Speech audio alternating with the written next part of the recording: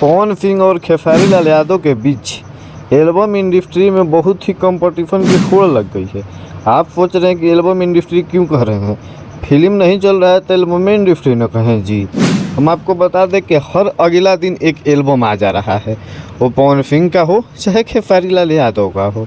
अभी हाल ही में खेसारी लाल यादव गाना गाए कि जादू जी के झंडा, पवन सिंह का भी आया रूफल बाड़ू। कुछ दिन पहले खेसारी लाल यादव का आया था लटक जइबो, पवन सिंह का भी आया था।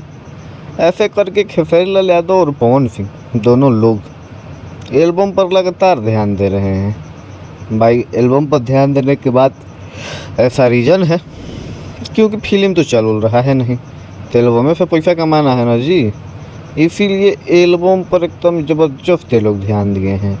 और कंट्रोवर्सी लड़ाई ये तो इन लोगों का साथ साथ चलता है, क्योंकि जहाँ पवन खेसारी रहें वहाँ लड़ाई ना हो, ऐसा हो तो नहीं सकता, इसलिए कंट्रोवर्सी इन लोगों का साथ रहता है।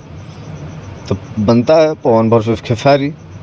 तो आप बताइए कि आप किसके फैन हैं, कमेंट में ज़रूर आप लोग बता दीजिए कि आप किसके फैन और किसके गाना सुनते हैं।